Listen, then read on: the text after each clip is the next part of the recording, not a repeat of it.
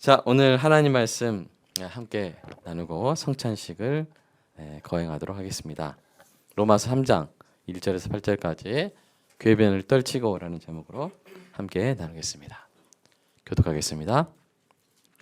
그런즉 유대인의 나음이 무엇이며 할례의 유익이 무엇이냐? 범사에 많으니 우선은 그들이 하나님의 말씀을 맡았음이니라. 어떤 자들이 믿지 아니하였으면 어찌하리요? 그 믿지 아니함이 하나님의 믿부심을 패하겠느냐? 그럴 수 없느니라. 사람은 다 거짓되되 오직 하나님은 참되시다 할지어다. 기록된 바 주께서 주의 말씀에 의롭다 함을 얻으시고 판단받으실 때 이기려 하심이라 함과 같으니라. 그러나 우리 불의가 하나님의 의를 드러나게 하면 무슨 말을 하리요? 내가 사람의 말하는 대로 말하노니 진노를 내리시는 하나님이 불의하시냐? 결코 그렇지 아니하니라. 만일 그러하면 하나님께서 어찌 세상을 심판하시리요? 그러나 나의 거짓말로 하나님의 참되심이 더 풍성하여 그의 영광이 되었다면 어찌 내가 죄인처럼 심판을 받으리요?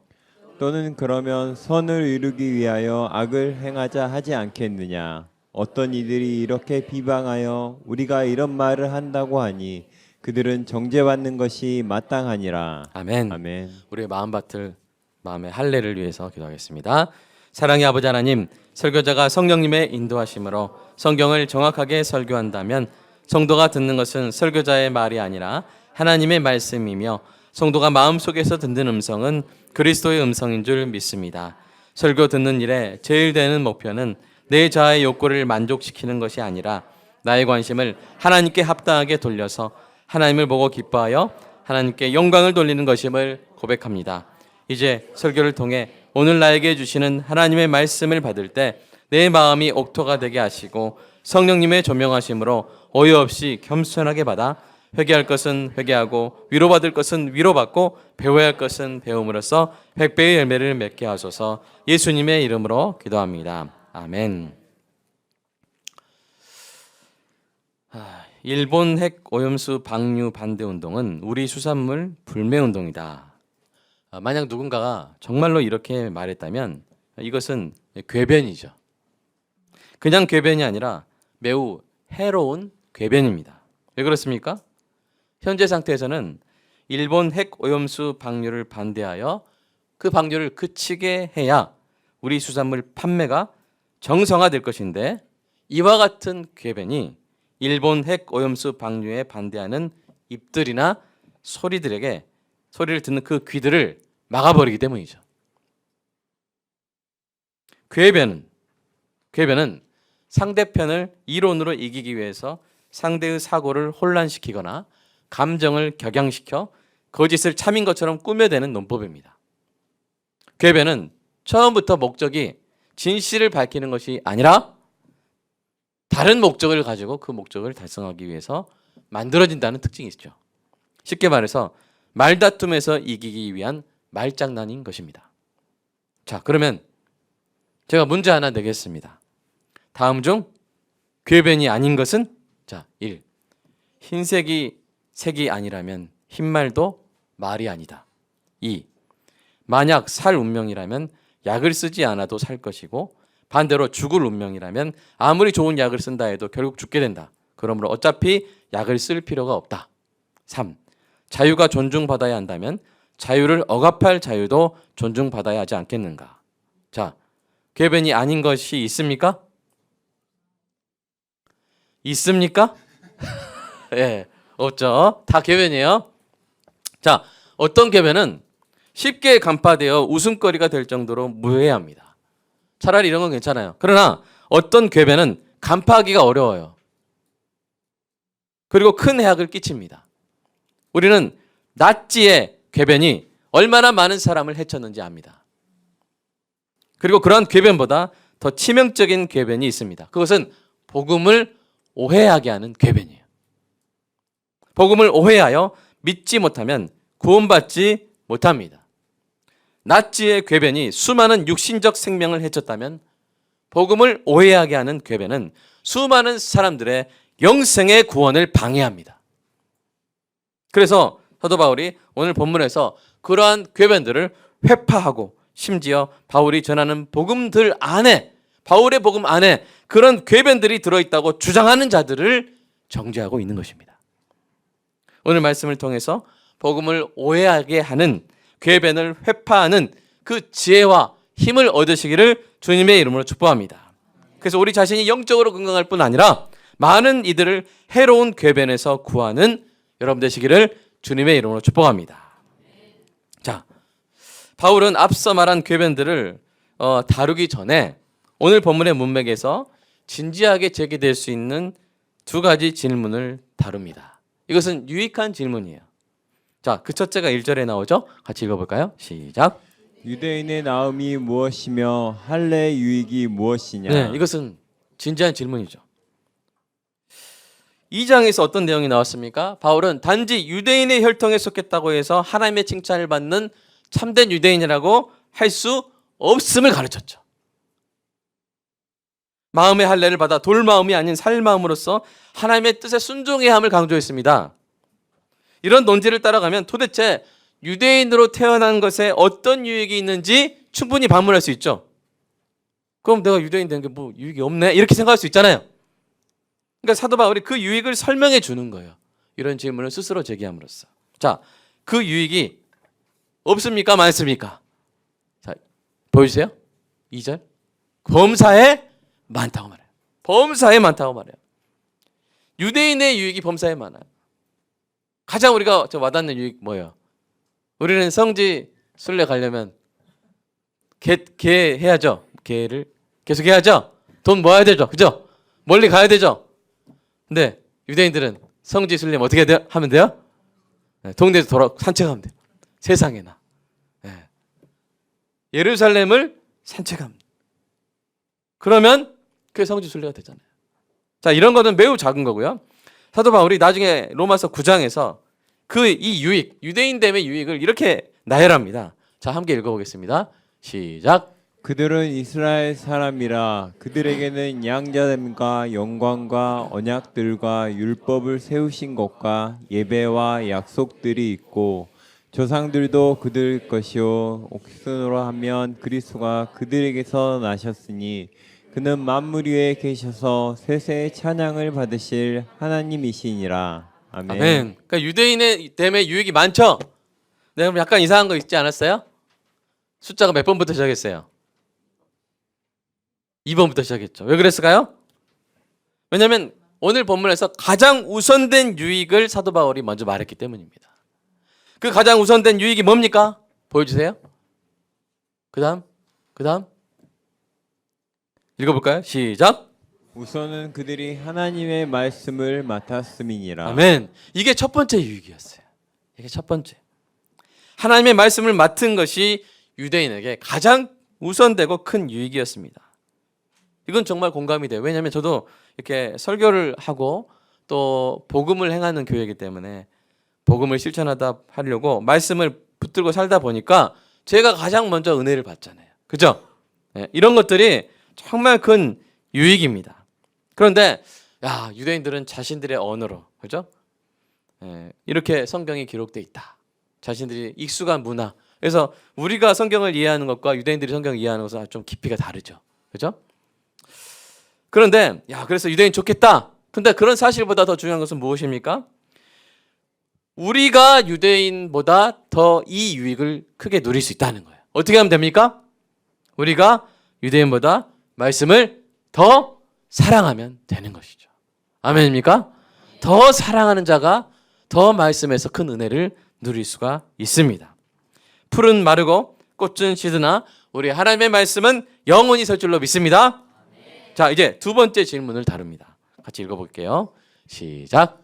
어떤 자들이 믿지 아니하였으면 어찌하리요? 그 믿지 아니함이 하나님의 미쁘심을 패하겠느냐? 이것이 두 번째 진지한 질문입니다. 그러니까 유대인들이 하나님의 말씀을 받았잖아요. 그럼 가장 먼저 믿어야 될 사람이 누구예요? 여러분, 구약에는 예수님에 대한 말씀이 있어요, 없어요? 없어요, 있어요. 있잖아요. 구약은 복음으로 충만하잖아요. 우리 창세기를 강의하면서 우리 배웠잖아요. 그죠? 그러니까 말씀을 맡은 그들이 먼저 예수님을 알아봐야 됐는데 그들은 예수님을 알아보지 않고 믿지 않았어요. 자, 이 사실로 인해서 어떤 질문이 발생할 수 있습니까? 자, 가로 2번 한번 보여주실래요? 읽어볼까요? 시작. 구약에 나타난 언약의 성취를 믿지 못하여 구원받지 못한 유대인이 있다면 그 언약을 세우신 하나님이 신실하지 못하신 것인가? 네, 하나님은 유대인의 조상 이스라엘의 조상 아브라함에게 내 자녀가 하늘의 별같이 많으리라 하셨죠. 그런데 그것이 단지 수가 많아질 것이라는 뜻이 아니라 구원받을 백성이 많을 것이라는 약속이었는데, 지금 이 로마서를 쓰는 입장에서, 쓰는 그 시점에서 많은 유대인들이 예수님을 믿어요, 안 믿어요? 아직 안 믿었어요. 그러니까 하나님 약속해놓고 못 지키는 것이 아니냐, 하나님의 믿부심을 패하는 거 아니냐, 한 사람 신실하지 못하는 거 아닌가, 이렇게 질문할 수 있다는 거예요. 자, 이것은 작은 질문이에요, 큰 질문이에요? 매우 큰 질문이에요. 매우 중요한 질문입니다. 로마서에 매우 중요한 주제를 담고 있기 때문에 사도 바울은 그 답을 여기서 간단히 쓰지 않고 나중에 9장, 10장, 11장에 걸쳐서 3장에 걸쳐서 심도 있게 다루게 됩니다. 때가 되면 우리도 그 부분을 자세히 다루게 되겠지만 오늘 이 본문의 대답만 한번 살펴볼게요. 4절 한번 읽어보겠습니다. 시작. 그럴 수 없느니라. 사람은 다 거짓되되 오직 하나님은 참되시다 할지어다. 기록된 바 주께서 주의 말씀에 의롭다함을 얻으시고 판단받으실 때 이기려 하심이라 함과 같으니라. 예, 여러분 사도 바울이 그럴 수 없느니라 할 때는 여러분 딱 이렇게 혹시 주무시더라도 그럴 수 없느냐 할 때는 깨셔야 돼요. 정말 중요한 부분이에요. 그 앞에 질문이 뭐였어요? 하나님의 믿부심을 패하겠느냐 할 때 사도 바울이 어떻게요? 그럴 수 없느니라 이렇게 말하는 거예요. 사람은 거짓되되 하나님은 참되시다. 이 거짓이 뭐냐면 약속을 해놓고 안 지킬 수 있다는 거예요. 사람은. 그렇죠. 사람은 약속을 해놓고 안 지킬 수 있죠. 그러나 하나님은 참되시다 이 말은 하나님은 언약을 지키시는 신실한 분이시란 말씀이에요. 이게 무슨 말이냐면 예수 그리스도를 통한 약속의 성취를 믿지 못하여 구원받지 못한 유대인이 있다고 해서 하나님의 참되심, 하나님의 신실하신 분이심이 부정되는 것이 아니라는 말씀이에요. 이것이 9장, 10장, 11장에 계속 이게 정확히 논증이 되고 있는데 오늘은 이제 이 질문보다는 궤변에 초점 맞춰서 우리가 살펴보기 때문에 그 부분은 그때 살펴보겠지만 중요한 부분만 한번 언급하고 지나가도록 하겠습니다. 자, 로마서 11장 25절부터 26절 마지막 논중의 마지막 결론 부분이거든요. 한번 읽어보겠습니다. 시작. 이 비밀은 이방 사람의 충만한 수가 들어오기까지 이스라엘 가운데 일부가 완악하게 됐다는 것입니다. 그리하여 온 이스라엘이 구원을 받게 될 것입니다. 아멘. 무슨 말이에요? 하나님의 약속이 이루어질 것이다. 이루어질 것이다. 하나님의 비밀스러운 섭리를 통해서 그 당시 이루어지고 있고 하나님의 때에 반드시 이루어질 것이다 라고 성령의 영감으로 사도 바울이 기록한 것입니다. 그러니까 하나님은 신실하신 줄로 믿습니다. 우리가 약속이 이행되는 중간의 과정에서는 하실까? 해주실까? 하지만 우리가 하나님의 약속이 성취된 것을 우리가 겪으면 우리가 어떤 마음을 품게 돼요? 하나님은 신실하시구나. 내가 그때 왜 의심했지? 그런 생각이 들지 않습니까? 그렇게 될 것이라고 사도 바울이 말하고 있는 것이죠. 자, 이 비밀을 배우는 즐거움은 그때를 위해서 남겨놓고 오늘 바울이 이어서 다루는 3가지 궤변을 살펴보도록 하겠습니다. 자, 바울은 복음을 전하면서 사람들과 수없이 많은 논쟁을 했어요. 바울이 복음을 전할 때 사람들이 그냥 아멘 아멘 아멘 그랬을까요? 아니요. 바울은 매우 적대적인 사람들에게 복음을 전했어요. 게다가 성경에 대한 지식이 박식하고 랍비라 하는 권위를 가진 자부심을 가진 사람들에게 복음을 전했어요. 그래서 수많은 논쟁을 했고 반대 의견에 직면했습니다. 그래서 특히 인간의 전적 타락에 대한 설명을 마무리하고 이제 하나님의 구원의 의에 대한 설명을 시작하는 바로 이 지점에서 많은 사람들이 오해한다는 것을 알고 있어요. 많은 사람들이 오해한다. 많은 부주의한 사람들이 오해하고 그 오해로 어떤 궤변에 빠지는지 알고 있었고 그 궤변의 해악이 얼마나 큰지 잘 알고 있었어요. 그래서 오늘 본문에서 그러한 궤변들을 시의적절하게 다루고 있는 것입니다. 자, 첫 번째 궤변은 이것입니다. 자, 읽어볼까요? 시작. 우리 불의가 하나님의 의를 드러나게 하면 무슨 말 하리요? 예, 무슨 말입니까? 우리 불의가 하나님의 의를 드러나게 하면 무슨 말이래요? 이게 많이 압축된 말이기 때문에 풀어서 이렇게 다시 한번 읽어보세요. 1번입니다. 시작. 인간의 불의가 하나님의 의를 드러내는 선한 결과에 기여 있다면 무슨 잘못이 있다고 할 수 있겠는가? 야, 자, 이게 첫 번째 궤변이에요. 여러분, 목적이 좋으면 악한 수단이 정당화되는 거 아닌가? 결과가 좋으면 악한 과정이 정당화되는 거 아닌가? 5.18 민주항쟁을 짓밟음으로써 나라가 안정화되면 좋은 거 아닌가? 경제 발전되면 좋은 거 아닌가? 궤변입니다. 여러분, 가룟 유다의 배신을 생각해 보십시오. 가룟 유다가 예수님을 배신하고 유대인들에게 팔아버린 것은 불의 중에 불의죠. 그죠? 나쁜 짓 중에 나쁜 짓이죠. 그런데 그 배신으로 인해 예수님이 십자가를 지게 되셨고 결국 믿는 모든 자에게 구원이 임했습니다. 맞죠? 자, 그렇다면 유다의 최악의 불의가 십자가 구원이라는 최선의 결과에 기여했으니 유다는 무죄입니까?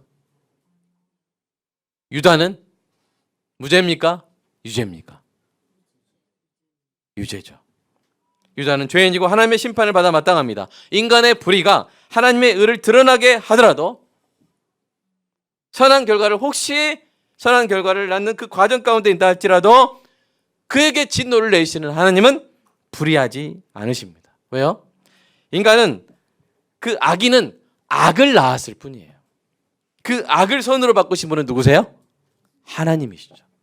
인간은 악을 낳았을 뿐이고 그 악을 선으로 바꾸신 분은 하나님이시기 때문입니다. 이것이 인간의 도덕적 책임과 하나님의 섭리의 관계에 대한 바른 설명이죠. 그래서 사도 바울이 이렇게 외치죠. 같이 외쳐볼까요? 시작. 진노를 내리시는 하나님의 불의하시냐? 결코 그렇지 아니하니라. 만일 그러하면 하나님께서 어찌 세상을 심판하시리요? 네, 여러분 생각해 보십시오. 어떤 부부가 돈이 많아서 넓은 집에 삽니다. 10,000평짜리 집에 살아요. 그러다 보니까 관계가 멀어졌어요. 너무 멀어요. 네. 갔다가 오려면 한 2박 3일 후에 오니까 막 서로 왔다 갔다 하면서 마주치지를 못해요. 그런데 어떤 사기꾼이 그들의 재산을 집을 갈취해서 매우 가난하게 만들었습니다. 그 결과 그들이 작은 월세방에 살게 되면서 부부의 금실이 좋아졌어요. 너무 14평에 살면서 너무 좋아졌어요. 계속 얼굴 보니까. 자, 그렇다고 해서 그 사기꾼이 부부에게 이렇게 말할 수 있습니까? 봐봐, 나 때문에 행복해졌지? 고맙지 않아? 나 잘했지? 잘못 없지? 여러분 이렇게 말할 수 있어요? 말을 하고 딱 왔으면 바로 잡아야 되죠? 네. 여러분 이것은 너무나 명백한 궤변입니다. 자, 이제 두 번째 궤변을 보겠습니다. 이해하기 쉽게 사실 이 로마서 3장 1절에서 8절은 성경에서 가장 어려운 본문이에요. 그래서 여러분이 별로 어렵지 않은데라고 느껴지고 있다면 이건 성령의 은혜입니다. 네. 자, 두 번째 궤변을 보겠습니다. 자, 이것을 이해하기 쉽게 우리말 성경으로 한번 읽어볼게요. 시작. 그러나 어떤 사람들은 반박할 것입니다. 내 거짓으로 인해 하나님의 진실하심이 더욱 풍성해져서 그분에게 영광이 됐다면 왜 내가 여전히 죄인으로 심판을 받느냐? 야, 이것도 좀 이렇게 쉽게 한 건데 또 이것도 좀 약간 어려울 수 있어요. 그래서 좀 다시 한번 제가 정리해봤습니다. 가로 2번 시작. 인간의 죄가 하나님의 거룩하심을 드러내어 하나님께 영광이 됐다면 그 죄를 저지른 인간이 왜 심판을 받아야 하는가? 자, 우리 아까 이 7절에서 거짓말은 인간의 죄를 대표하는 말이에요. 자, 이 진실하심, 참되심은 하나님의 거룩하심을 대표하는 말이에요. 즉, 인간의 죄가 하나님의 거룩하심을 드러내어 하나님께 영광이 되었다면 그 죄를 지은 인간이 심판받는 것은 당연하지 않다는 궤변이에요. 생각해 보십시오. 어떤 사람이 인터넷 게시판에서 여러분에게 반말하고 막말하고 모함하고 협박을 했어요. 근데 여러분은 참았어요. 같은 수준으로 맞서지 않고 품위 있게 대응했습니다. 그러면 어떤 일이 일어납니까? 여러분이 좀 이렇게 여러분의 품격이 도드라지죠? 그죠?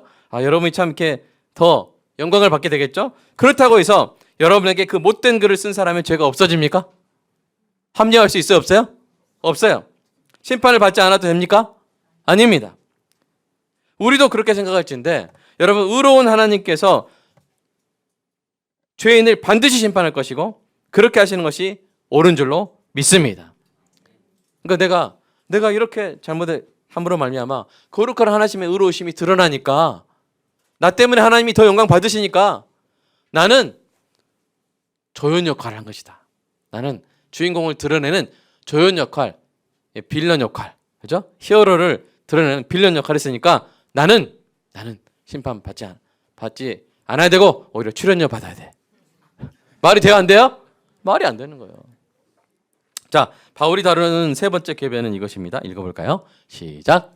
또는 그러면 선을 이루기 위하여 악을 행하자 하지 않겠느냐. 예, 이제는 이제 아주 극단적인 막 하자는 얘기죠, 이제. 자, 우리 이것을 좀 이렇게 정리해봤습니다. 3번 읽어볼까요? 시작. 바울이 전한 복음대로 죄가 더한 곳에 은혜가 더욱 넘쳐났다면 선을 이루기 위해 악을 행하고자 하고도 할 말 없지 않은가. 자, 바울이 늘 뭐라고 말했냐면, 어떻게 사람이 행위가 없이 은혜로만 구원받냐. 그러니까 바울이 뭐라고 말했습니까? 그래, 사람의 죄가 너무 크지만 그러나 죄가 더한 곳에 은혜가 더욱 넘친 것이다.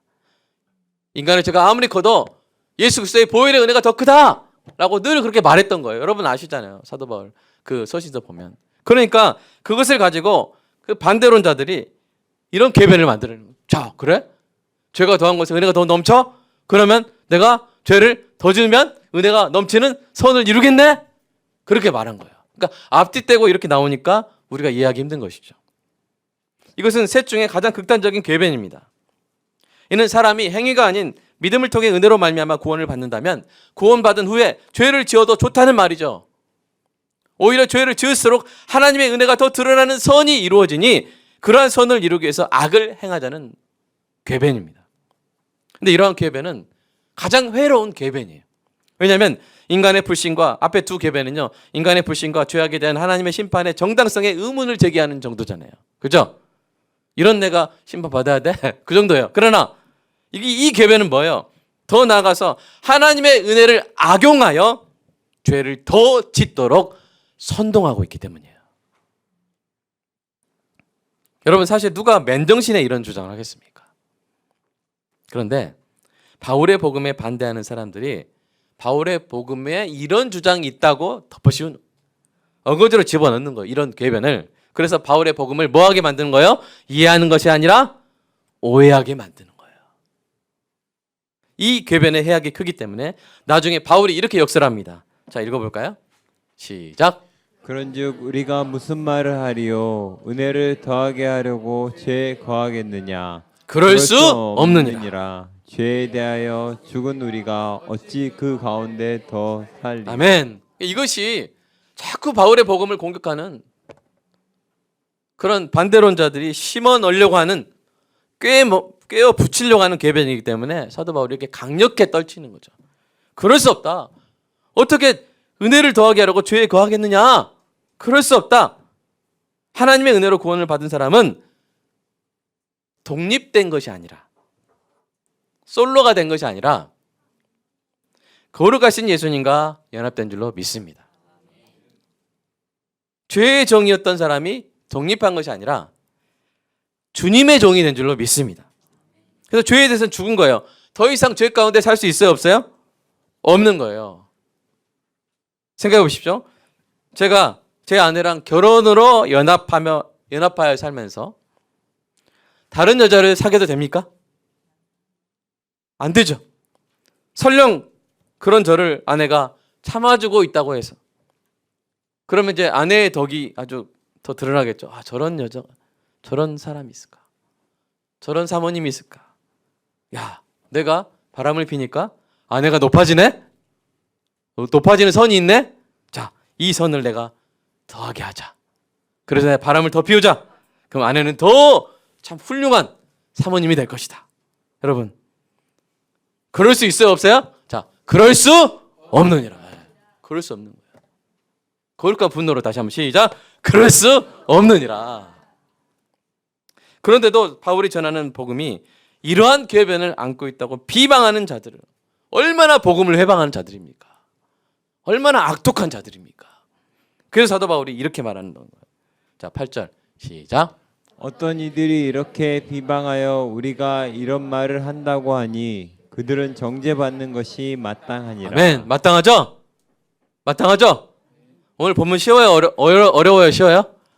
쉽다면 하나님의 은혜입니다. 자, 이제 결론 나가겠습니다. 자, 지금까지 살펴본 궤변들을 정리해 볼게요. 자, 한번 첫 번째 읽어볼까요? 시작. 인간의 불의가 하나님의 의를 드러내는 선한 결과에 기여 있다면 무슨 잘못이 있다고 할 수 있겠는가? 자, 잘못 없어요? 있어요? 있어요. 자, 두 번째. 인간의 죄가 하나님의 거룩하심을 드러내어 하나님께 영광이 됐다면 왜 그 죄를 저지른 인간이 왜 심판을 받아야 하는가? 심판 당연히 받아야 되죠? 자, 세 번째. 바울이 전한 복음대로 죄가 더한 곳에 은혜가 넘쳤다면 선을 이루기 위해 악을 행하고자 해도 할 말 없지 않는가? 할 말이 있는데 그 할 말이 뭐예요? 시작. 그럴 수 없느니라. 아멘. 사랑하는 여러분, 이 모든 궤변을 떨치고 복음의 진리를 따르는 저 여러분이 되기를 소망합니다. 이 모든 궤변의 핵심에는 뭐가 있냐면 죄에 대한 변명이 있어요. 다 셋 다 죄에 대한 변명이에요. 나 죄 저질러도 되지 않아? 이거예요. 내 죄가 하나님의 의나 거룩하심이나 은혜를 드러낸다면 그게 벌받은 일이야? 라는 변명이죠. 제가 이렇게 정리해 드리니 너무나 어이없는 궤변이죠? 누가 이런 궤변에 속을까 하는 생각이 드시죠?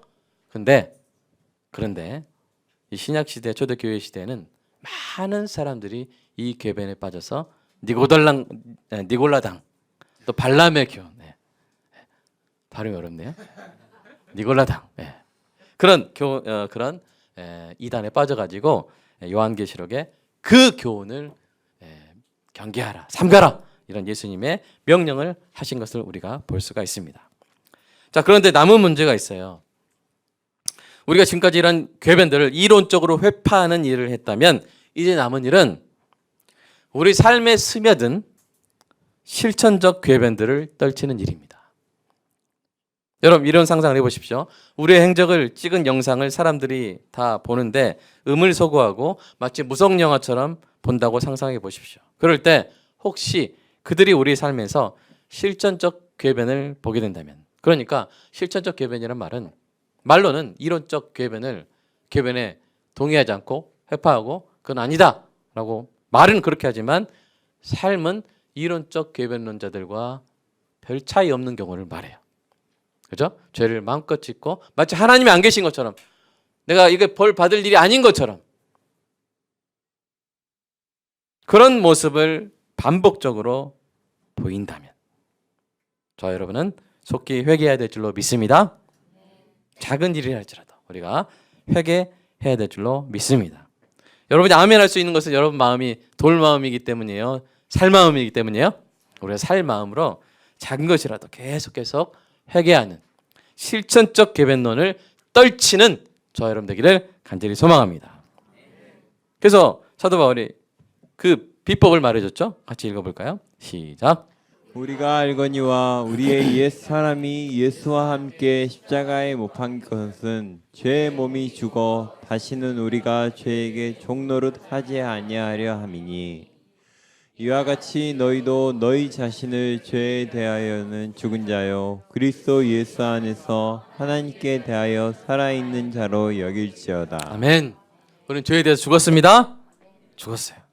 근데 우리가 좀 여기서 약간만 확장을 할게요. 우리는 우리가 저지른 악도 우리가 간과하거나 방치해서는 안 돼요. 그러나 우리 이웃이 당하는 악도 마찬가지입니다. 간과하거나 방관해서는 안 됩니다. 우리의 죄악은 회개하고 우리 이웃이 당하는 악은 맞서 싸워야 합니다. 죄악을 변명하는 모든 이론적 실천적 궤변을 회파하고 떨쳐내야 합니다. 이론적 궤변을 회파한 목사와 성도라 할지라도 의를 행하는, 우리 이웃이 당하는 악을 보고 이웃을 위해 나서는 그런 용기를 내지 않으면 결국 실천적 궤변론자가 되는 거예요. 독일에서 반나치 운동을 이끌다가 8년을 강제 수용소에 갇혀 지낸 마틴 니밀러 목사님이 쓴 것으로 알려진 시를 한번 읽어드리겠습니다. 제목은 나치가 그들을 덮쳤을 때. 나치가 공산주의자들을 덮쳤을 때 나는 침묵했다. 나는 공산주의자가 아니었기에. 이어서 그들이 사회민주당원들을 덮쳤을 때 나는 침묵했다. 나는 사회민주당원이 아니었기에. 이어서 그들이 노동조합원들을 덮쳤을 때 나는 침묵했다. 나는 노동조합원이 아니었기에.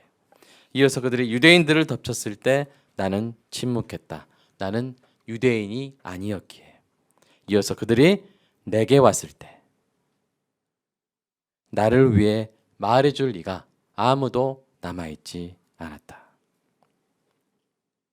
다른 사람에게 가해지는 악을 방관하면 내 차례가 올 수 있어요. 죄를 변명하는 많은 궤변자들 속에서 우리는 우리의 정체성을 지켜야 할 줄로 믿습니다.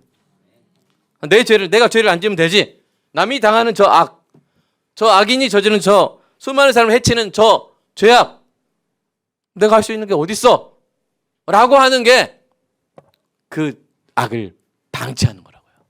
방관하는 거예요. 우리는 우리가 지은 죄뿐 아니라 우리 이웃이 당하는 악에 대해서도 그 악으로부터 우리 이웃을 지키는 용기 있는 의를 행해야 될 줄로 믿습니다. 왜요? 사랑이 뭐냐면 사랑과 정의는 별개가 아니에요. 자, 고린도서 13장 6절 같이 읽어볼까요? 시작. 사랑은 불의를 기뻐하지 않고 진리와 함께 기뻐합니다. 아멘. 사랑과 정의는 붙어 있는 거예요. 사랑하는 여러분, 사랑은 불의를 기뻐하지 않고 진리와 함께 기뻐합니다. 하나님의 진리의 말씀으로 모든 궤변을 떨치고 진리와 함께 기뻐하는 저와 여러분이 되기를 간절히 소망합니다. 오늘 말씀 붙들고 각자에게 주시는 말씀 붙들고 이 시간 함께 기도하겠습니다. 어떤 분에게는 내가 복음을 오해했구나. 이제 복음을 제대로 깨달았으니 복음대로 살겠습니다 하는 이런 깨달음을 주실 수 있고요. 어떤 분에게는 내가 그 부분에 있어서 회개해야겠다. 내가 이론적으로는 이 궤변들을 동의하지 않지만 내가 실천적으로는 그런 모습이 있었구나. 그런 회개의 영을 주실 거고요. 어떤 분에게는 내 주변에서 이웃이 그 일을 당할 때 내가 방관했구나. 그래서는 안 되지. 그러면 나도 똑같은 실천적 궤변론자가 되는 거지. 내가 도와줘야겠구나. 여러 가지 하나님께서 오늘 우리의 심령에 은혜를 주실 것입니다. 그 은혜에 기울이며 순종할 수 있는 능력을 주시라고, 지혜를 주시라고 이 시간 함께 기도하겠습니다. 사랑의 아버지 하나님 감사합니다. 하나님, 오늘 복음에 반대하는 자들이 복음을 회방하려고, 복음을 오해하게 만들려고 아버지 여러 가지 궤변으로 사도 바울과 맞서고 그랬던 것들을 사도 바울이 오늘 정리해 주는 것을 하나님 오늘 보았습니다. 이것이 너무나도 어이없는 궤변들임에도 불구하고 많은 당시의 사람들이 이런 궤변에 속아서, 이런 궤변이 교리화된 이단에 속아서 니골라당의 교훈을 따르고 발람의 누룩을 먹는 아버지 그런 안타까움에 빠진 것을 하나님 기억합니다. 하나님, 우리 안에 이런 궤변을 대놓고 동의하고 이런 궤변을 지지하는 사람은 없겠지만, 그러나 하나님, 행여나 제 자신부터 실천적으로는 이런 궤변을 따르는 사람이 아닌지, 실천적으로는 이론적 궤변론자들과 다를 바 없는 사람은 아닌지 하나님, 주님 회개합니다. 주 자신을 더욱더 깊이 돌아보게 하시고 주님, 생각나는 것들마다 다음엔 그렇게 하지 않겠노라고, 다음엔 그것을 하겠노라고, 하지 말아야 될 일은 하지 않겠노라고, 해야 될 일은 하겠노라고 결심하는 우리 모두가 되게 하여 주시옵소서. 하나님, 강도 맞아 쓰러진 사마리아인을, 강도 맞아 쓰러진 사람을 지나쳐버리는 그 레위인 제사장, 그것도 죄인 줄로 압니다. 아버지 강도 맞아 해를 입은 그 사람을 구원해주고 치료해준 선한 사마리아인인 그 행동이야말로 그 삶에서 실천적 괴면에 빠지지 않고 하나님의 말씀을 그대로 실천하는 사람이라는 사실, 예수님이 가르치신 것을 하나님 기억합니다. 하나님, 내 자신의 죄악에 있어서도 실천적 괴변론을 떨치게 하여 주시고, 내 이웃이 당하는 해악에 있어서도 저는 그것을 돌아보게 하사 내가 낼 수 있는 목소리를 내고 내가 도와줄 수 있는 손을 내밀어 도와주고, 하나님, 그래서 나 혼자만 사는 세상이 아니라 하나님, 이 세상을 구조적으로 바라보고 사회적으로 바라봐서 아버지 사회 개선을 위하여서도 우리의 은사와 재능을 아름답게 사용할 수 있는 주님, 우리 모두가 되게 하여 주시옵소서. 주님, 오늘 우리 모두에게 각자 주시는 성령의 말씀 우리 마음 가운데 아름답게 심겨져서 30배, 60배, 100배의 열매를 거두는 은혜가 있게 하여 주시옵소서.